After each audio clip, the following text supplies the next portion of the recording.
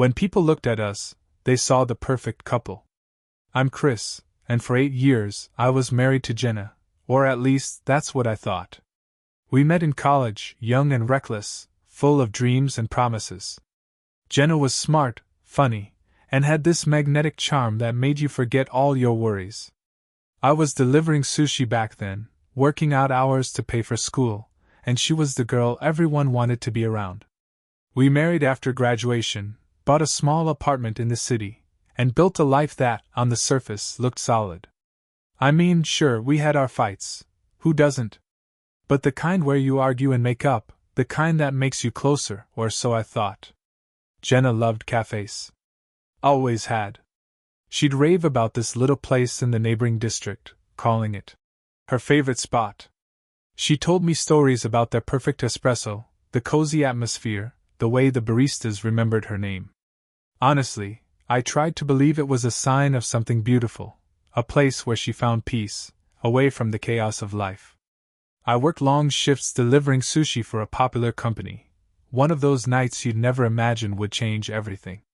My route took me through upscale neighborhoods and fancy houses I could only dream of owning someday. I was proud of the honest work, even if it wore me down. But then, something started to feel off. Little things. Jenna stopped inviting me to that favorite cafe. She'd say she went alone, needing me time. I trusted her. But one night, out of curiosity, I tried to find this cafe on the map, to surprise her, plan a date there, maybe bring back that spark we'd lost somewhere along the way. But it wasn't there. No matter how I searched, no matter what address or name I typed in, I couldn't find it. At first I shrugged it off. Maybe it was a nickname, maybe it was a new place not listed yet. But the nagging feeling didn't go away. Then came the day I delivered sushi to a massive house, one of those places with manicured lawns, stone pathways, and a doorbell that looked like a piece of modern art. The kind of place Jenna would never step foot in, or so I thought. I rang the bell, and the door opened. There she was, Jenna, wearing nothing but a bathrobe, her hair wet, looking anything but surprised to see me.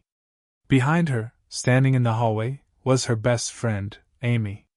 You can imagine the confusion that hit me like a freight train. That's when I knew something was horribly wrong. After that day delivering sushi to Jenna's favorite cafe, or rather, to that mansion where she answered the door in a bathrobe with Amy lurking behind, my mind was spinning like a hurricane. I kept replaying the moment over and over, unable to shake the image from my head. Why was she there? Why didn't she look shocked to see me? And who was that guy I glimpsed behind Amy before the door slammed shut? I wanted to confront her right away, but part of me was scared. Maybe I was overthinking. Maybe I was just tired and imagining things. So I kept quiet, watching her like a shadow, trying to spot anything out of place. That's when the strange behavior began. She started texting less during the day, hiding her phone when I walked into the room. I caught her deleting messages, locking the screen with a password she never told me. The Jenna I knew, open and carefree, suddenly became secretive and distant. One night, I was delivering to an upscale apartment complex. As I was about to leave, I noticed a text notification pop up on the customer's phone. "Can't wait to see you tonight, face-blowing kiss." It was from a guy named Mark. I filed that away in my mind. Back at home, Jenna told me she was going out with Amy. Just girls' night, nothing serious. But I knew Amy was her closest friend. So why did Jenna's tone sound so cold, like she was brushing me off? When I asked if I could come along next time, she laughed it off, saying I'd just ruined the vibe. My gut tightened. Then came the biggest red flag, one I still can't forget. I was off one evening, and Jenna was supposed to be at that cafe, or so she said. I was restless and decided to check her location through the Find My Friends app, something we'd installed years ago as a safety thing. I figured, if she wanted to keep things open, she wouldn't mind. Her location pinged on the map, but it wasn't the cafe. It was some downtown hotel. My heart dropped.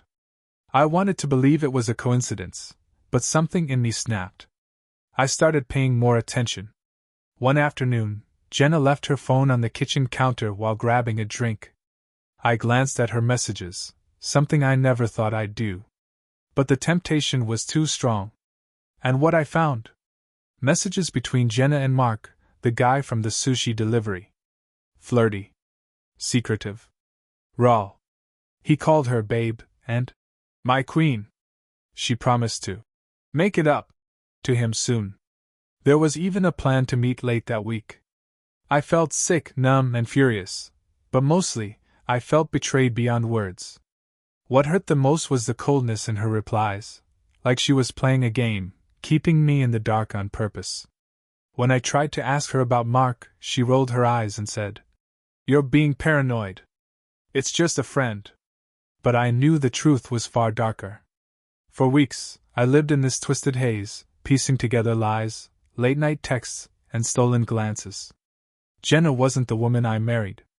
She was someone else, someone I barely recognized. And that's when the nightmare truly began. I still remember the night I confronted Jenna like it was yesterday. It was one of those evenings when the air felt thick, like the calm right before a storm. I'd been sitting on this poison of suspicion for weeks, letting it gnaw at me from the inside. I couldn't pretend anymore. I had to know, had to get it out in the open, no matter how much it would hurt. She came home late, the same cold, distant Jenna I'd been living with for months. I was waiting in the living room, heart pounding like a war drum. The sushi bag in my hand felt heavy, like it weighed down all my hope and fear at once. "Jenna, we need to talk," I said, trying to keep my voice steady, but it cracked anyway. She looked up, one eyebrow raised, like she knew exactly what was coming. The casual smile she gave me felt like a challenge. I took a deep breath and said it bluntly. "I know about Mark. The hotel. The texts. Everything." Her eyes flickered, just for a second, but then she masked it with that cold, dismissive look that made me feel like I was crazy. "Mark? Chris, you're imagining things. You've been working too hard. You're stressed." That was her first line, classic Jenna, manipulative and smooth. I laid it all out, piece by piece, the location on the app, the messages, the girls' night, lies, the weird mood changes. I thought she'd break, that she'd cry, confess anything. But instead she laughed. A hollow, bitter laugh that echoed in the quiet room. "You want a story? Fine," she said, stepping closer. "Mark's just a friend who's been going through some stuff. I was trying to help him. And that hotel? It was a business thing, nothing more." I shook my head, disbelief turning to anger. "You expect me to believe that? After everything? You've been lying to me for months." She shrugged like it was no big deal, like my feelings were a nuisance she couldn't be bothered with. "You're so paranoid," she said coldly. "Maybe you're the problem here. Maybe you're the one pushing me away." That hit me hard, because part of me wanted to believe it. Maybe I was too tired, too distracted. Maybe I'd let the marriage fall apart. But no, the truth was, she was tearing it down from the inside. She flipped the whole thing, like she was the victim, and I was the crazy one. That night, I realized how far gone she was in this manipulation game. But it wasn't just Mark anymore.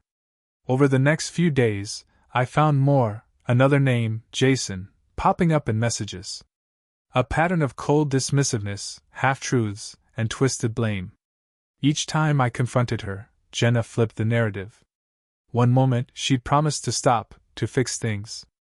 The next, she'd act like I was suffocating her, controlling her, like I was the bad guy for wanting honesty.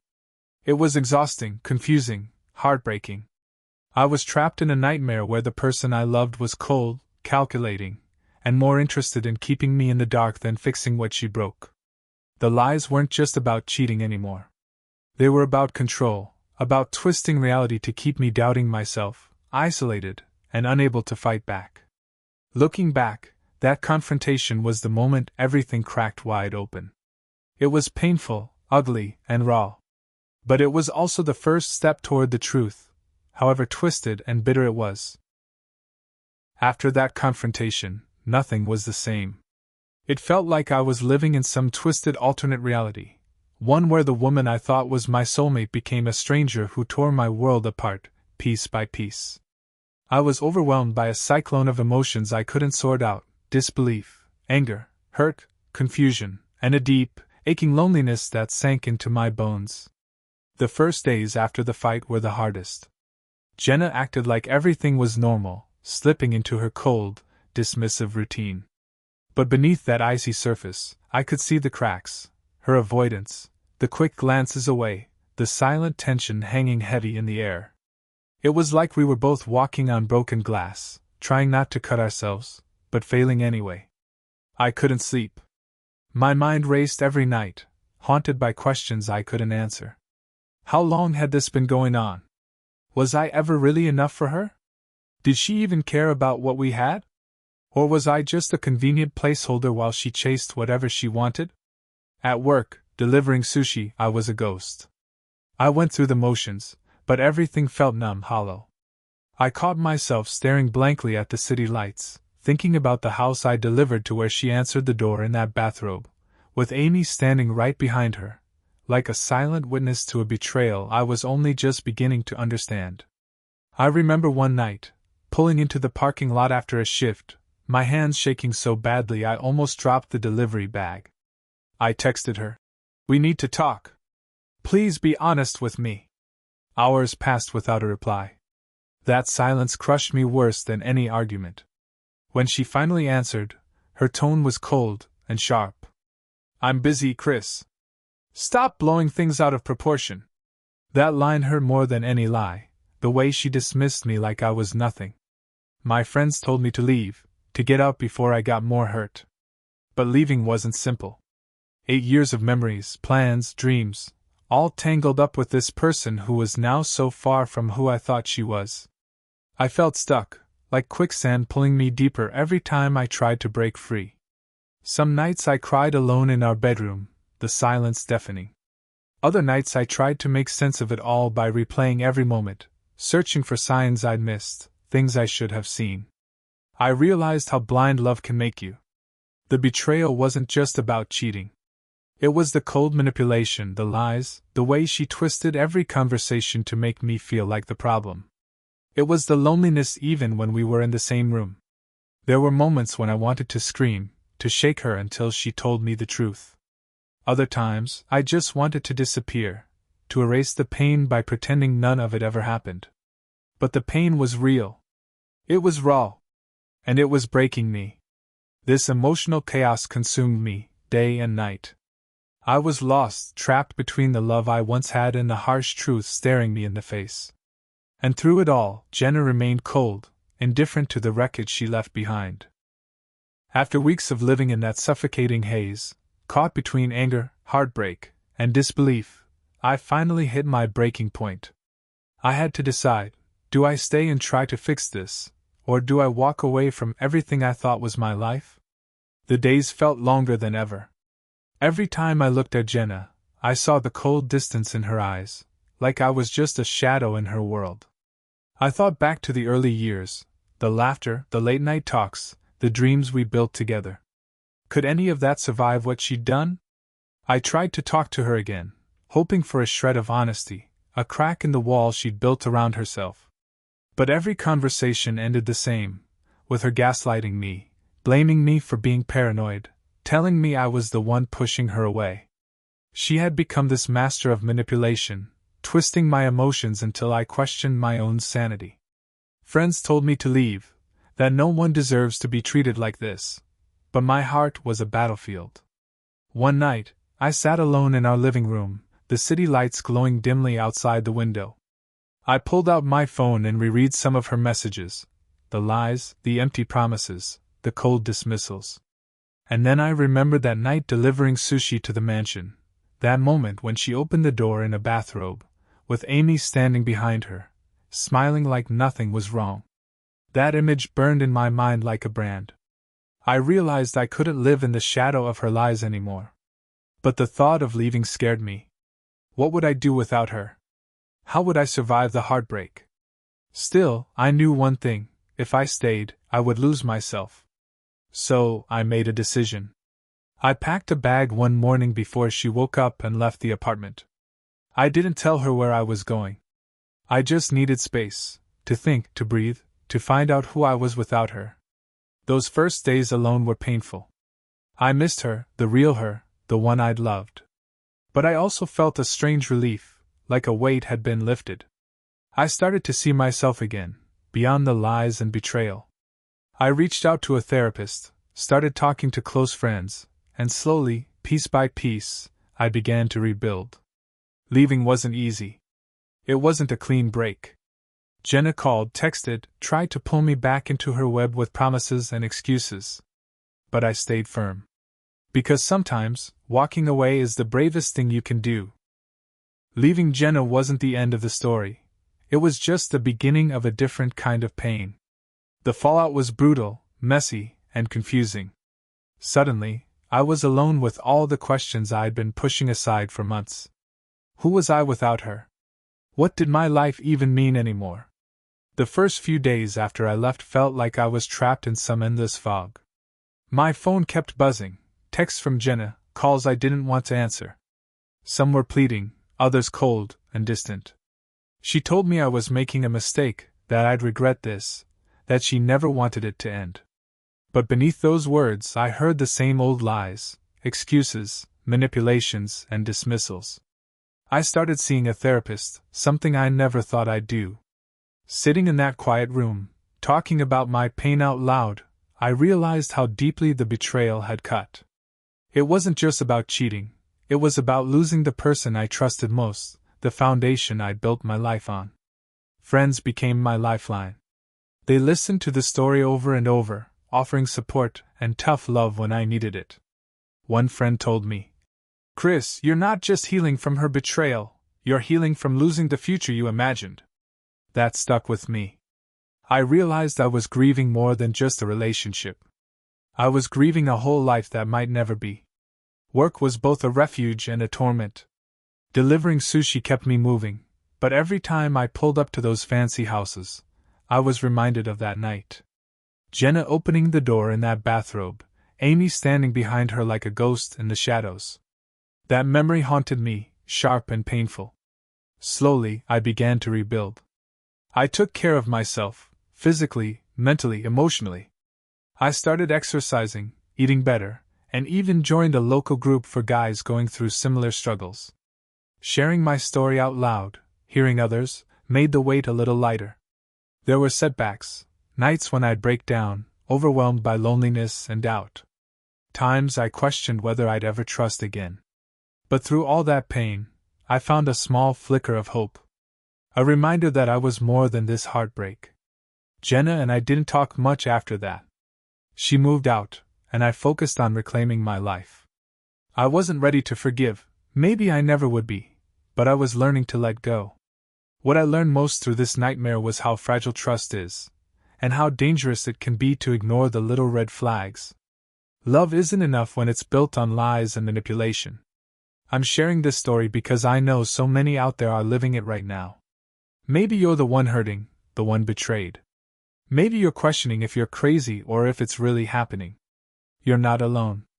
There's pain, yes, but there's also strength. You can come back from this. You can find yourself again. As the dust began to settle and I put some real distance between myself and everything Jenna represented, I started to see things more clearly. Betrayal isn't just a moment, it's a slow poison that eats away at your sense of self, your confidence, and your ability to trust again. But it also teaches you things you never wanted to learn. First, I learned that trust is fragile. It's not just about believing someone won't cheat or lie, it's about feeling safe to be your true self without fear. Jenna shattered that safety. When she lied, manipulated, and dismissed me, she destroyed the foundation of what made us. Us. It wasn't just the cheating, it was the erosion of everything real between us. Second, I realized how easy it is to ignore warning signs when you want something to be true. I wanted to believe Jenna's favorite cafe was real, that her late nights and secretive texts were harmless. But deep down, I knew something was off. I was so focused on keeping the peace, on holding on to what we had, that I let my gut feelings slide. That was a painful mistake. But the hardest lesson was about self-worth. Betrayal makes you question everything: your worthiness, your value, your ability to love and be loved. Jenna's coldness and lies made me feel invisible, like I didn't matter. It took time, but I started to understand that her actions weren't about me. They were about her own selfishness and inability to be honest. I had to rebuild my sense of self, from the ground up. Therapy helped, but so did the small things: setting boundaries, saying no when something didn't feel right, and learning to listen to that little voice inside me that I'd silenced for too long. I also learned the importance of community. Friends and family became my anchors when I felt like I was drowning. Sharing my story, hearing others' experiences, reminded me I wasn't alone in this. And maybe most importantly, I learned that healing isn't linear. Some days I felt strong, ready to move on. Other days, the pain hit me like a tidal wave. But each day was a step forward, even if it didn't feel like it. If you're listening to this and you're going through something similar, here's what I want you to know: your pain is real. Your feelings are valid. And your story matters.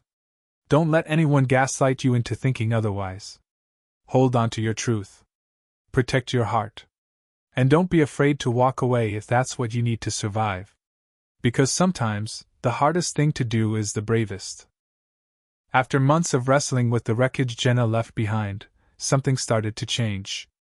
The pain was still there, sharp and raw, but it wasn't the only thing anymore. Slowly, I began to find myself again, the person I'd lost somewhere between lies and heartbreak. It wasn't easy. Every morning, I had to make a choice: sink into the sorrow or fight to reclaim my life. Some days were brutal. I'd wake up with a pit in my stomach, memories crashing down like waves, but I forced myself to get up, to move forward. I started small. Took long walks around the city, just breathing in the night air, letting the world move without me for a moment. I signed up for a gym, something I'd neglected for years, and pushed myself through workouts that drained the stress out of my body. I even picked up a journal. At first, it was just a place to vent, to spill out the anger and pain I couldn't say aloud. But over time, it became something else: a map of my recovery, a record of how I was changing. Work was still a challenge. Delivering sushi felt different now. I was more aware of every house, every doorbell, every smile. But I learned to focus on the small moments: the grateful customer, the city's quiet hum at night, the simple rhythm of my job. It became a kind of meditation, a way to keep moving when my mind threatened to spiral.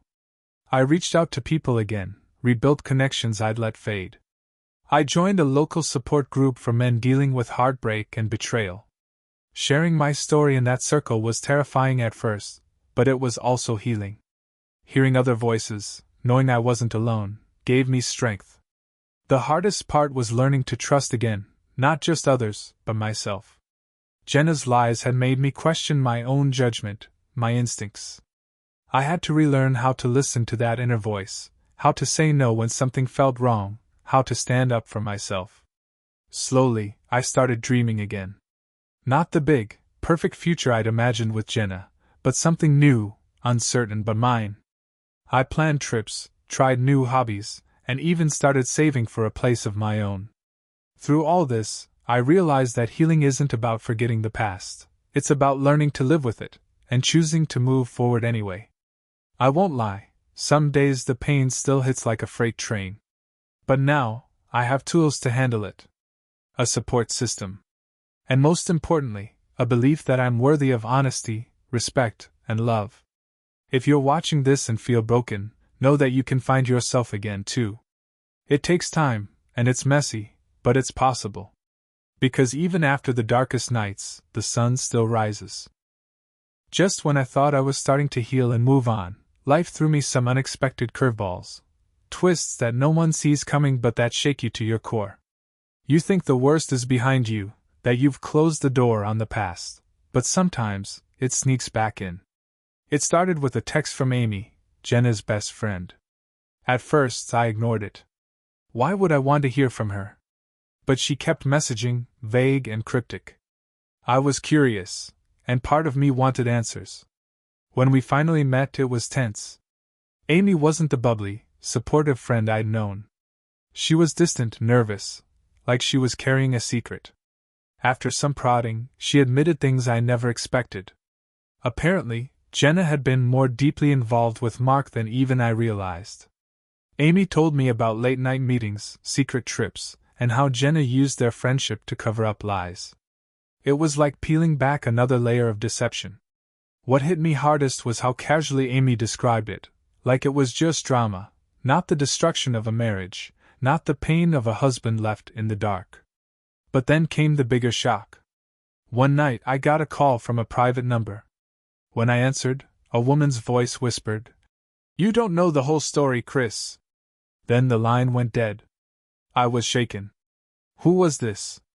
What more could there be? The next day, I found out Jenna had been telling her own version of our story, to friends, family, even at work. She painted me as the controlling, paranoid husband. She twisted the truth so much that some people I knew started doubting me. That was brutal. After everything I went through, to have my character dragged through the mud felt like salt in the wound. It made me realize betrayal isn't just about cheating or lies between two people. It's about the ripple effects, the rumors, the manipulation of the narrative, the way someone can try to rewrite your story to make themselves look better. But I refused to let her win. I started speaking out, sharing my side openly. It wasn't easy, putting your pain on display, facing judgment, and reliving every moment. But it was necessary. Through all the twists and unexpected turns, I learned to hold on to my truth. Because no matter how much someone tries to rewrite your story, your reality is yours, and it deserves to be heard. After the shock of Jenna spinning lies about me to everyone, I realized something important. If I stayed silent, I'd lose not only my marriage but my own identity. This wasn't just about betrayal anymore. It was about fighting to be heard, to reclaim my truth in a world that suddenly seemed ready to believe the worst. Speaking out wasn't easy. I'm not someone who craves attention or drama, but this was different. I had to break the silence for my own sanity. I started by sharing my story with a few close friends, then gradually opened up to support groups and therapists. The more I spoke, the lighter the burden felt. I even started documenting everything: dates, conversations, text messages, not to prove anything to Jenna, but to remind myself of what really happened. It was like rebuilding a shattered mirror, piece by piece, until I could see my reflection clearly again. On YouTube, I began telling my story publicly, sharing raw moments, the good and the ugly. The response blew me away. Messages poured in from people who'd been through similar betrayals, who felt alone and scared. They thanked me for giving them a voice, for showing that healing was possible. But standing up also meant setting boundaries. When Jenna tried to reach out with empty apologies and manipulative promises, I kept my distance. I had to protect my peace. Reclaiming my story also meant forgiving myself. I'd blamed myself for a long time, for missing the signs, for staying too long, for loving too hard. But healing taught me that betrayal is never your fault. It's the choice of the person who breaks trust, not the one who believed. Through speaking out, I found strength I didn't know I had. I learned that vulnerability isn't weakness, but courage. And that sometimes, the most powerful thing you can do is say, "This happened to me, but I'm still standing." There were setbacks, of course. Days when doubt crept in, and the pain flared anew. But the difference now was I wasn't alone. I had a community, a purpose, and a story that was mine to tell, unfiltered and unashamed. If you're listening and struggling with betrayal, know this: your voice matters. Your story matters. Don't let anyone silence you. Speak your truth, protect your heart, and take back control of your life. Because no matter how dark it gets, you can find your way back to the light. After reclaiming my story and finding my voice, something shifted inside me. The pain was still there, sharp and familiar, but it no longer defined me. Instead, it became fuel for a new chapter, one where I could finally start building a life on my own terms. The first step was accepting that some things couldn't be fixed. Jenna and I were done, not just because of what she did, but because the foundation was shattered beyond repair. That was one of the hardest truths to swallow. I grieved the life we'd imagined together, the future that would never be. But grief, I learned, isn't just about loss. It's also about growth. I threw myself into rebuilding, not just physically, with a new apartment and fresh routines, but mentally and emotionally. I set goals that were just for me. I picked up old hobbies I'd abandoned and explored new ones. I signed up for classes, started reading more, and surrounded myself with people who lifted me up. Dating was a whole different world. After betrayal, trusting anyone felt impossible. I was scared, hesitant, and wary of getting hurt again. But with time, I realized that healing doesn't mean shutting down. It means opening up, carefully, cautiously, to the possibility of love again. I met new people, made new connections, and learned to be honest about my past without letting it define me. It wasn't easy, but each step forward felt like reclaiming a piece of myself. Work changed too. I stopped just delivering sushi. I started thinking bigger, planning for a future that wasn't tied to that job forever. I took classes online, worked on improving my skills, and dreamed again. Looking back, I see how much I've grown. Betrayal broke me, yes, but it also taught me resilience, self-respect, and the power of moving forward even when everything feels like it's falling apart. If you're in the middle of a storm like this, know that new beginnings are possible. It won't happen overnight, and it won't be easy. But every step you take away from pain is a step toward becoming stronger. And sometimes, the darkest nights lead to the brightest dawns. Rebuilding my life after Jenna wasn't just about changing my routines or meeting new people. It was about something deeper, learning to trust again. Not just trusting others, but trusting myself. After betrayal, the world feels like a minefield. Every smile, every word, every gesture can trigger doubt. I caught myself second-guessing every relationship, every interaction, wondering if there was a hidden agenda or a secret I hadn't uncovered yet. That paranoia wasn't just exhausting, it was lonely. I realized that before I could open up to anyone else, I had to heal the relationship I had with myself. Therapy helped a lot with this. It wasn't just about unpacking the past, it was about building new mental habits. I learned to recognize when my fears were rational and when they were products of trauma. I practiced self-compassion, reminding myself that it's okay to be scared, but not okay to let fear control me. I also set boundaries. I learned that trusting doesn't mean ignoring red flags. It means being honest about what you'll accept and what you won't. And when something feels wrong, having the courage to walk away. Trust slowly grew back, like a fragile plant after a storm. There were moments it felt impossible, like when someone's words didn't match their actions or when I caught myself slipping into old doubts. But each time, I reminded myself that healing is a process, not a destination. Dating was a huge part of this journey. Opening up to new people required vulnerability, something that terrified me at first. But I learned to communicate openly about my past, my fears, and my hopes. It was scary, but it also built a deeper kind of connection. I also learned to trust my instincts again. That little voice inside that Jenna had buried under lies and manipulation, I had to listen to it, respect it, and let it guide me. Trusting myself gave me the strength to be selective about who I let into my life. I stopped settling for half-truths or excuses. I learned that real trust is earned over time, through consistent honesty and respect. If you're struggling to trust again after betrayal, remember this: it's okay to be cautious. Take your time. Listen to your feelings. But don't let fear steal your chance at happiness. Healing means giving yourself permission to believe, again. Just when I thought the chapters of pain and betrayal were the only ones left to write, life surprised me in ways I never expected. After all the heartbreak, the lies, the loneliness, a flicker of hope began to emerge. It started small. A smile from a stranger, a kind word from a coworker, a genuine conversation with someone new.